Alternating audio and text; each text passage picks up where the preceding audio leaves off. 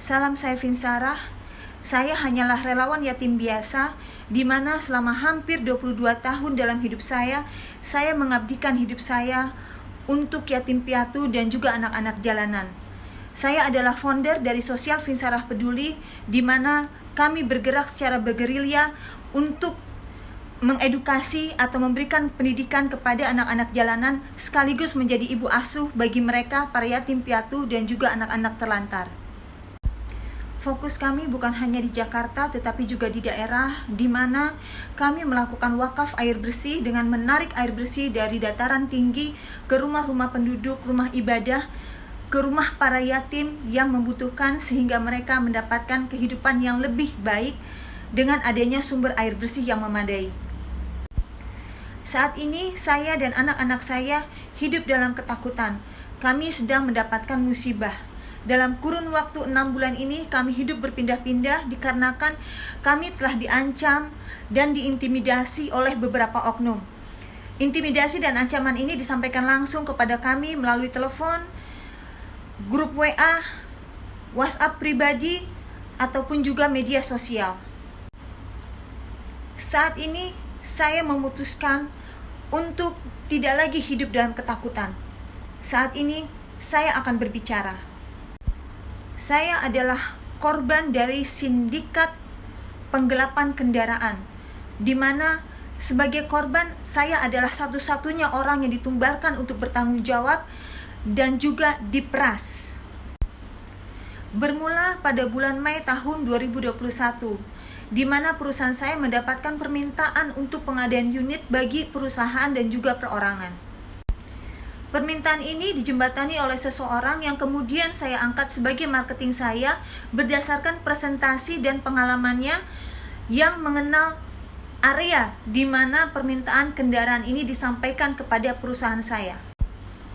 Berdasarkan survei dan observasi yang perusahaan saya lakukan, maka permintaan yang sudah diajukan pada bulan Januari baru bisa kami lakukan pada bulan Mei.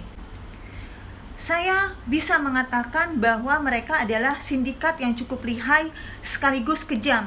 Saya akan menceritakan bagaimana saya menjadi korban dari pemerasan para sindikat ini, saya menjadi terlapor dari para vendor, dan menjadi korban intimidasi dari pihak pelapor.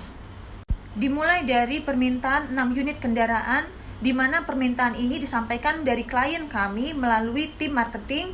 Kemudian saya menyanggupi. 6 kendaraan ini terdiri dari 3 kendaraan milik vendor dan 3 kendaraan pribadi saya. Boleh dikatakan semuanya berjalan baik pada awalnya. Bahkan ketika pihak vendor menginginkan kendaraannya kembali dan memutus kontrak, pihak klien tidak keberatan. Mereka mengembalikan kendaraan tepat waktu. Hanya ada beberapa dari mereka yang ingin diganti kendaraan lain. Kenapa? Karena menurut info dari marketing saya dan juga data yang masuk ke saya, mereka telah berkontrak untuk lebih dari 1 bulan. Bahkan ada yang berkontrak untuk 4 bulan. Memang pada saat awal mereka menyetorkan tidak full. Ada yang membayar 2 bulan di awal, ada juga yang membayar baru 1 bulan di awal. Tetapi kontrak mereka lebih daripada itu. Ada yang berkontrak bahkan sampai 4 bulan atau 5 bulan. Saat itu saya tidak keberatan karena saya pikir ini adalah kontrak kerjasama saya bersama klien di bisnis pertama saya di bidang rental. Dan disinilah malapetaka itu mulai terjadi. Ketika mereka sudah memberi saya kepercayaan dengan kembalinya unit dari vendor pertama dengan aman, maka ketika klien yang sama ingin menambah unit untuk kontrak mereka, maka saya mengiyakan. Dengan itu, saya mencari vendor yang lain melalui kenalan saya atau melalui teman, dan saya mulai melakukan kerjasama yang lain dan memenuhi keinginan klien saya tersebut. Dan walaupun marketing saya belum menyetorkan sepenuhnya uang kontrak kepada saya tetap berpikir positif. Itu kenapa saya membayari vendor di muka. Memang saya melihat dari kontrak, ada yang membayar 1 bulan dengan kontrak 2 bulan, ada juga yang membayar 2 bulan dengan kontrak 3 atau 4 bulan. Tetapi memasuki bulan ketiga, tepatnya bulan Juli tahun 2021, saya mulai merasa ini tidak benar. Kenapa? Karena pada kontrak vendor yang kedua ini, saya sama sekali tidak pernah ada transaksi. Dalam arti saya tidak pernah ada pemasukan dari pihak marketing ataupun dari pihak klien saya. Itu kenapa saya memutuskan untuk menghentikan kontrak. Tetapi disinilah kekejaman para sindikat ini terjadi atau dimulai kepada saya. Dan ketika marketing saya mengatakan bahwa dia juga tidak tahu di mana letak kendaraan, saya tahu ini semua sudah satu paket permainan. Dan saya tidak tahu bagaimana beberapa oknum bisa mendapatkan nomor telepon saya, kemudian menginformasikan di mana kendaraan-kendaraan yang saya ingin ketahui letaknya. Tetapi sayangnya, begitu saya tahu, mereka langsung memerah saya. Mereka bilang, kendaraan ini bisa diambil dengan harga 45 juta. Ada juga yang bisa diambil dengan harga 36 juta. Bahkan, mendekati ke arah sana, atau maksudnya mendekati masa saya ingin mengambil kendaraan tersebut, hampir setiap saat saya diperas. Nilainya ada yang 5 juta, ada yang 10 juta, dengan catatan bahwa ini adalah untuk operasional, untuk menyelamatkan kendaraan, atau apapun juga. Dan saya terpedaya karena saya ingin kendaraan dari vendor saya aman. Dan pada akhirnya tekanan demi tekanan kami rasakan. Kami hidup dalam ancaman. Kami merasa nyawa kami terancam. Saya dan anak-anak selama berbulan-bulan ini harus hidup dalam ketakutan. Sehingga akhirnya hari ini saya memutuskan untuk bersuara. Saya bukan penjahat yang melarikan kendaraan milik vendor-vendor saya. Saya bukan penjahat yang mencelakai saudara saya. Saya bukan penjahat yang menghilangkan mobil pribadi saya. Dan saya punya bukti bahwa bagaimana tertekannya hidup saya dengan berbagai macam ancaman yang disampaikan kepada saya. Saya punya bukti bagaimana saya diperas, bagaimana saya berusaha menarik kendaraan-kendaraan dari sindikat tersebut dengan berbagai macam resikonya. Saya punya bukti bagaimana saya membayar setiap apa yang mereka minta demi menyelamatkan kendaraan yang pada akhirnya hanya 1-2 yang kembali kepada saya. Dan saya mempunyai bukti bentuk ancaman apa yang telah sampai kepada saya dan kepada anak-anak saya. Dan disinilah orang tidak paham apa yang terjadi kepada saya. Saya mendapatkan tekanan dari berbagai macam arah. Pertama, dari pihak vendor. Karena mereka menginginkan kendaraan mereka kembali. Dan itu adalah wajar. Foto anak saya yang terkecil jadikan alat untuk mengintimidasi saya. Saya seperti sudah tidak bisa berbuat apa-apa lagi. Saya bukanlah orang jahat yang mau mencelakai orang lain. Saya pun di posisi di mana saya tertekan, di mana saya diperas, tetapi saya tetap ingin melakukan yang terbaik dan mendapatkan kembali kendaraan-kendaraan milik vendor saya. Saya tidak bisa melaporkan siapa yang menjadi penghubung kepada sindikat itu sendiri, atau bila mana saya memang tahu klien-klien saya ini, saya pun tidak bisa melaporkan mereka langsung, dikarenakan posisi kendaraan milik vendor saya adalah kendaraan berstatus leasing, sehingga mereka sendiri pun tidak atau belum mempunyai BPKB atas nama mereka sendiri, dikarenakan mereka belum melunasi kendaraan mereka pada leasing di mana tempat mereka mengambil kendaraan tersebut. Pada akhirnya sayalah yang dilaporkan. Pada akhirnya sayalah yang harus menanggung kesalahan yang tidak saya lakukan. Tetapi demi rasa tanggung jawab saya, 1 detik pun saya tidak bergeming. Saya selalu memenuhi setiap panggilan dari pihak kepolisian kepada saya. Entah panggilan pertama, kedua, ketiga, panggilan klarifikasi, ataupun yang sekarang ada 1 yang sudah menjadikan saya tersangka, saya pun menjalaninya dengan ikhlas. Karena saya berpikir, selama saya benar, suatu hari kebenaran akan muncul walaupun lambat. Sehari setelah saya dilaporkan, driver saya diperdaya dan kendaraan saya diambil paksa. Ini adalah kendaraan yang lain, di mana saya mendapatkan pengancaman untuk tidak terlalu membuka mulut saya, karena mereka akan melenyapkan setiap kendaraan yang ada di tangan mereka. Dan ternyata belakangan saya tahu ada oknum di belakang semua ini.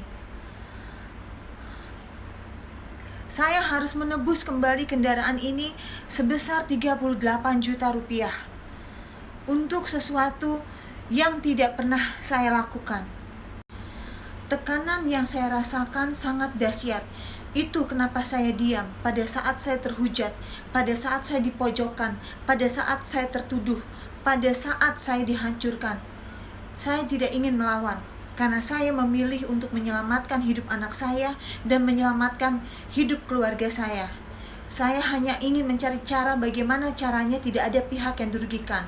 Bahkan ketika saya berkonsultasi kepada pihak kepolisian, mereka pun mengatakan bahwa wilayah yang saya sebutkan adalah wilayah yang cukup berbahaya, sehingga bisa membahayakan nyawa siapa saja bila mereka kurang persiapan untuk menyelidiki atau mengambil secara paksa kendaraan yang sudah diambil oleh para sindikat ini. Tapi ketika salah satu vendor berhasil menemukan kendaraan mereka melalui GPS dan mereka meminta saya datang ke wilayah tersebut, saya sudah tidak peduli lagi bahaya. Saya hanya memikirkan bagaimana caranya vendor saya bisa mendapatkan kendaraan mereka. Walaupun pada akhirnya yang terjadi pada saya adalah saya menjadi korban sandera oleh beberapa ormas dan juga oknum. Saya adalah satu-satunya wanita yang ada di sana. Saya datang sendirian, saya langsung disergap dan dijadikan alat tukar antara kendaraan milik vendor dengan adanya saya. Tetapi saya terima. Dan ketika kendaraan yang lainnya tidak bisa dibawa pulang dan hanya satu kendaraan saja, saya sudah tahu cerita pada akhirnya. Pengorbanan saya akan lebih besar lagi. Tekanan saya akan lebih besar lagi. Itu kenapa apapun orang ucapkan kepada saya, apapun orang lemparkan kepada saya, tuduhan atau apapun, saya hanya diam. Saya hanya diam. Dan saya bersuara sekarang. Saya sudah tidak peduli lagi apa yang akan terjadi kepada saya saat ini. Karena saya yang tahu apa yang saya alami selama berbulan-bulan ini. Karena saya yang tahu bagaimana habisnya keuangan saya hanya untuk memenuhi keinginan para sindikat ini. Karena hanya saya yang tahu bagaimana ancaman yang saya terima dan siapa di balik semua ini. Dan pada saat penyanderaan ini sendiri pun, saya sudah mengatakan kepada mereka yang ada di sana, kepada vendor, kepada ormas yang menahan saya, kepada masyarakat, juga kepada beberapa oknum yang saya kenal, saya sudah mengatakan bahwa saya tidak mengenal orang yang memegang kendaraan vendor ini. Saya tidak pernah ada kontrak kerjasama terhadap orang ini. Sama sekali tidak ada. Saya hanya tahu orang ini pada hari itu saja. Tetapi suara saya tidak didengar. Suara saya tenggelam oleh hujatan yang terus saya tanggung sampai hari ini. Tetapi tidak apa. Saya ikhlas, karena saya yakin suatu saat nanti kebenaran walaupun lambat kembali lagi akan saya tegaskan, akan ada dan akan terungkap.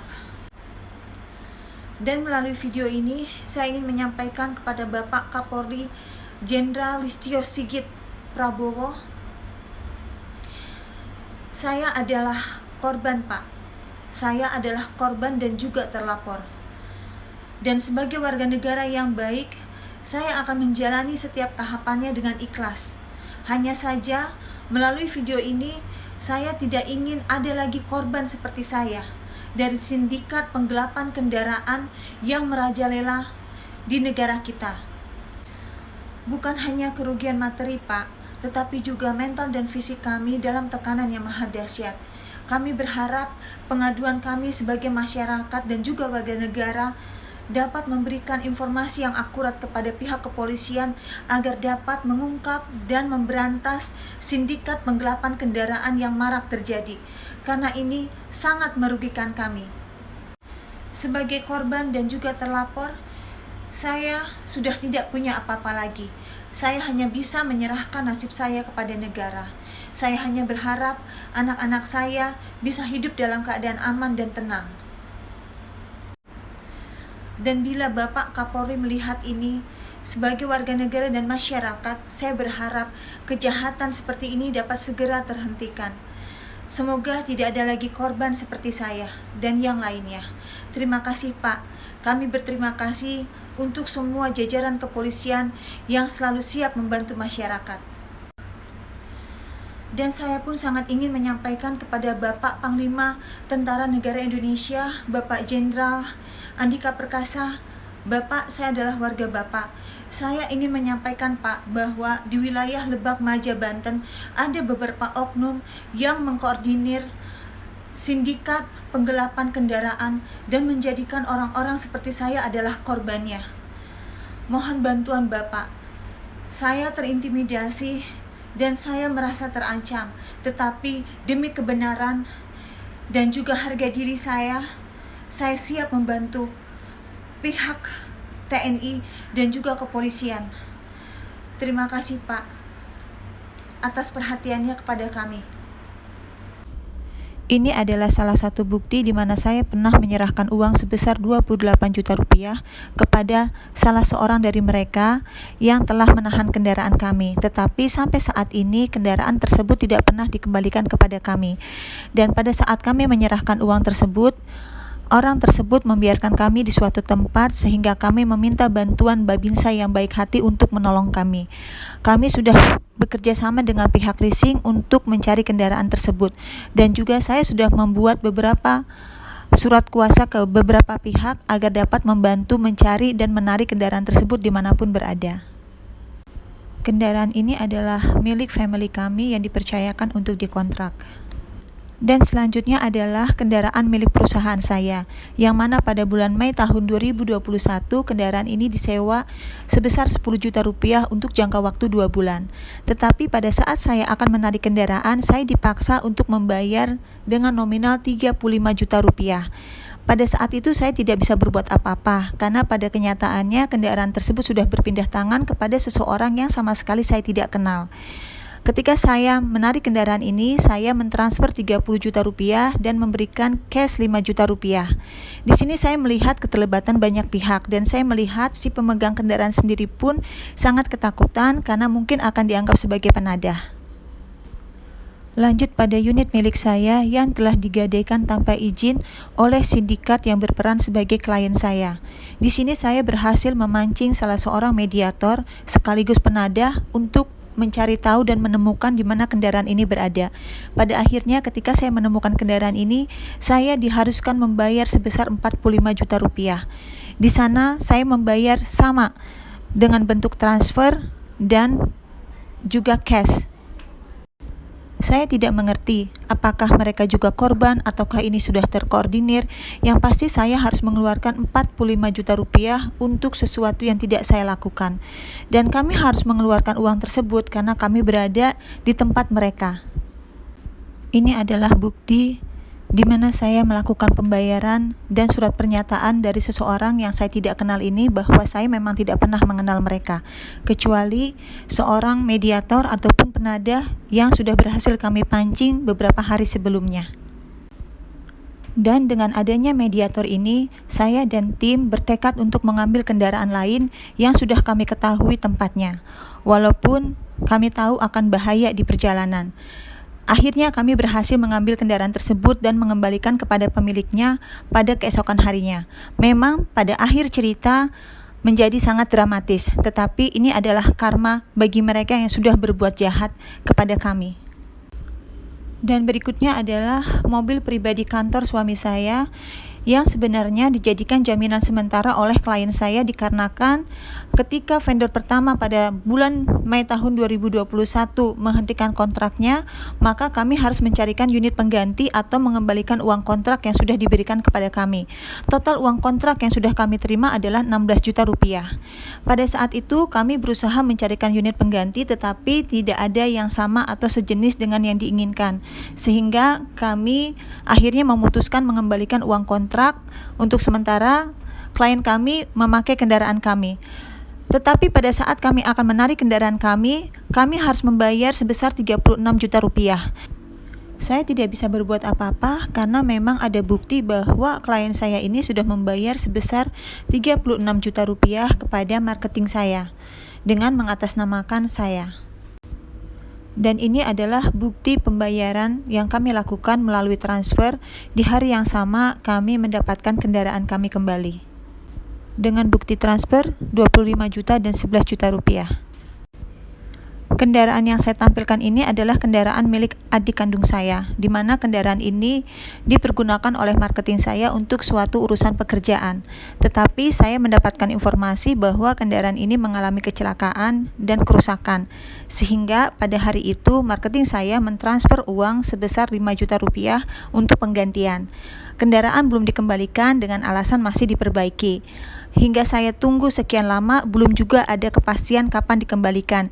Hingga akhirnya saya mencari tahu dan saya mendapatkan informasi bahwa kendaraan ini berada di tangan seseorang, dan pada saat saya konfirmasi, saya diminta membayar sebesar 35 juta rupiah. Sebenarnya saya berusaha menyanggupi, tetapi sampai saat ini saya belum menemukan titik pasti di mana kendaraan ini berada. Saya tidak peduli rintangan, saya hanya ingin kendaraan adik saya kembali. Selanjutnya adalah 2 unit kendaraan milik vendor saya yang saat ini masih ditahan di tangan saudara S. Saudara S adalah merupakan sindikat yang berperan sebagai klien kami. Pada saat itu di bulan Mei tahun 2021, saudara S ini membayar 20 juta kepada perusahaan saya untuk 1 buah unit kendaraan tipe terbaru. Pada saat vendor tidak meneruskan kontraknya dan unit kami kembalikan, maka saya berkewajiban untuk mencarikan unit pengganti untuk saudara S ini. Disepakati 2 buah unit kemudian yang akan dikontrak oleh Mr. S ini. Saya mengantarkan 2 buah unit ini ke daerah Beji di sebuah rumah sakit, tepatnya dekat Polsek Beji, di mana kendaraan milik vendor saya yang pertama terparkir. Malam itu saya mengembalikan kendaraan milik vendor saya yang pertama dan kami melakukan kontrak lanjutan untuk 2 unit kendaraan yang baru saya antar. Saya mengenal saudara S ini melalui marketing saya. Saya berniat menarik kendaraan dari saudara S ini pada bulan Juli akhir tahun 2021 karena kami sama sekali tidak menerima uang sewa lanjutan dan kami sulit menghubungi untuk saudara S ini. Apa yang diberikan saudara S kepada kami, data pribadinya adalah palsu. Setelah saya mengetahui hal tersebut, maka saya pun ingin melaporkan saudara S ini ke pihak kepolisian. Maka saya pun mendatangi Polsek Beji bersama beberapa saksi. Tetapi sayangnya di sana laporan kami tidak bisa diterima karena kami harus membawa siapa yang memiliki kendaraan tersebut. Pada saat itu saya menunggu vendor saya selama hampir 3 hari berturut-turut untuk bersama-sama melaporkan Mr. S ini. Tetapi vendor saya tidak datang dan vendor saya lebih memilih untuk melaporkan saya. Saat itu saya tidak bisa berbuat apa-apa. Saya dan tim akhirnya berusaha sendiri mencari keberadaan Mr. S ini dan mencoba menghubungi beberapa telepon yang aktif. Pada akhirnya kami berhasil menghubungi Mr. S ini dan kemudian dia menyatakan bila saya menginginkan kendaraan-kendaraan ini kembali, maka saya harus membayar sebesar 50 juta rupiah. Pada saat itu saya bingung kenapa harus ada nominal 50 juta rupiah. Dan saudara S ini menyatakan inilah nilai transaksinya. Saya berusaha untuk tenang dan berusaha untuk mengatakan bahwa saya menyanggupi. Dari hari itu pemerasan pun dimulai. Saya mentransfer berkali-kali kepada saudara S ini untuk agar kendaraan dikembalikan. Dia selalu mengatakan bahwa kendaraan akan dikembalikan dan saya bisa mengambil kendaraan di suatu tempat. Saya sudah berusaha mentransfer, saya sudah datang ke tempat yang dituju, tetapi sama sekali tidak ada kendaraan yang dimaksud. Hingga akhirnya saya di-offer kembali ke salah seorang yang dia sebut sebagai pamannya. Di situ sama saya pun mengalami pengancaman dan ditekan bahwa saya harus mentransfer. Saya mengatakan saya siap mentransfer asalkan saya diberikan update kendaraan terbaru, di mana letaknya atau bagaimana bentuknya. Tetapi mereka tidak pernah mau memberikan apa yang saya inginkan. Sehingga akhirnya saya pun berputus asa dan menerima saja ketika persoalan ini bergulir ke ranah hukum. Dan saya sudah memberikan semua informasi yang saya ketahui tentang saudara S ini. Berikut siapa yang menghubungkan saya dengan saudara S ini. Tidak ada bukti yang tertinggal yang saya berikan kepada pihak kepolisian dan saya sangat ingin membantu pihak kepolisian, apalagi setelah saya mengetahui di belakang saudara S ini pun ada oknum-oknum yang terlibat.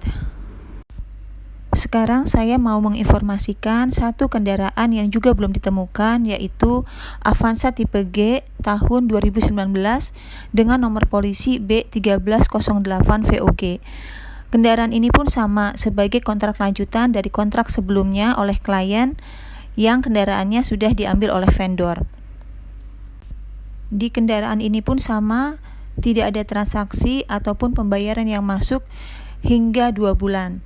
Ketika kami konfirmasi kepada pemegang merasa sudah membayarkan kendaraan ini di awal untuk 4 bulan. Berdasarkan keterangan yang diberikan oleh pihak penyewa tentang masih dalam masa kontrak, maka saya dan vendor kesulitan untuk menarik kendaraan tersebut, sehingga kami memutuskan untuk menunggu sampai masa kontrak selesai. Hanya saja ketika kami menunggu, terjadi insiden di mana pihak penyewa berkoordinasi dengan saudara AL dan juga seorang oknum. Mereka mematikan GPS dari kendaraan tersebut. Alasan sang penyewa adalah dia khawatir kendaraan akan ditarik oleh pihak vendor, kemudian tidak ada penggantian atas uang kontrak sewa yang sudah diberikan di awal tadi. Dan menurut informasi dari saudara AG yang merupakan marketing lepas dari perusahaan saya, dia mengatakan bahwa penyewa ingin uang sewanya dikembalikan karena merasa tidak tenang dan takut bila kendaraan ditarik tiba-tiba di perjalanan. Atas pertimbangan tersebut, saudara AG dan saudara AL berkoordinasi. Ini yang saya tidak tahu. Kemudian mereka menurut informasi sudah dapat membayarkan uang si penyewa, tetapi yang menjadi masalah adalah sampai saat ini saya tidak bisa mengetahui di mana kendaraan B1308 VOG ini berada. Dan setiap kali saya meminta informasi atau keberadaan unit tersebut, maka yang saya terima adalah tekanan dan juga berbagai macam cara agar saya dapat mentransfer sejumlah uang kepada mereka. Saya sudah melakukan berbagai macam cara agar mendapatkan unit VOG ini kembali. Dan saya tidak pernah menerima transaksi apapun atas kendaraan ini, tidak 1 rupiah pun saya terima atas nama kontrak di kendaraan ini. Berikut ini adalah bukti-bukti transfer yang saya transfer kepada para sindikat tersebut melalui permintaan kepada marketing lepas saya. Dan permintaan transfer ini bukan tanpa alasan. Mereka selalu menekan saya bila saya tidak mentransfer, maka mereka tidak menjamin unit ini akan aman atau tidak. Saya pribadi sudah menyampaikan bahwa saya menyanggupi nominal yang mereka minta asalkan unit tersebut ada di depan saya. Apapun caranya, saya sudah berusaha agar unit kembali. Bahkan di sini saya menampilkan bagaimana chat mereka kepada saya dan bagaimana saya harus terus-menerus mentransfer uang kepada mereka. Tetapi cara apapun yang saya pakai, permintaan dari pihak mereka semakin berlipat-lipat. Dan pada akhirnya saya mengetahui ini semua hanyalah permainan untuk lebih memeras saya. Dan ternyata di belakang semua ini ada oknum yang mengatur. Saya pun pernah mengalami penyanderaan yang dilakukan oleh puluhan orang dikarenakan mereka terprovokasi. Saat itu saya dijadikan alat tukar antara saya dan unit. Mereka menyandera saya karena mereka berpikir saya adalah penjahatnya. Sedangkan saya datang seorang diri karena saya berpikir saya harus menemui mereka demi unit vendor saya kembali. Malam itu cukup menakutkan untuk saya. Itu kenapa saya pun meminta bantuan seseorang untuk melihat apabila mungkin terjadi sesuatu kepada saya. Seandainya saja saya kehilangan nyawa saya, maka dia akan membawa saya atau bisa menghubungi anak-anak saya. Mereka menyandera saya karena kesalahpahaman.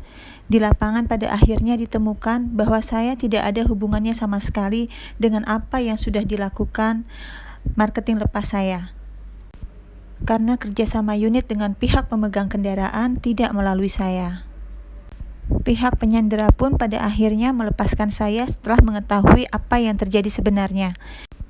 Malam itu saya diantarkan langsung untuk melaporkan kejadian tersebut ke pihak kepolisian. Tetapi saya teringat wajah-wajah di antara mereka adalah orang-orang yang pernah menjadi sahabat baik saya. Saya tidak ingin mereka menjalani panggilan kepolisian karena sebenarnya sebagai terlapor bukan berarti saya tidak bisa melapor pada saat saya tertimpa kejadian di luar batas kemanusiaan. Buat saya, mereka-mereka yang pernah menjadi sahabat saya itu dalam posisi salah paham dan tidak tahu. Tuhan mengajarkan saya kasih untuk tidak menyimpan kesalahan orang lain. Saya mengurungkan niat saya dan saya tidak ingin melihat mereka kesulitan seperti saya.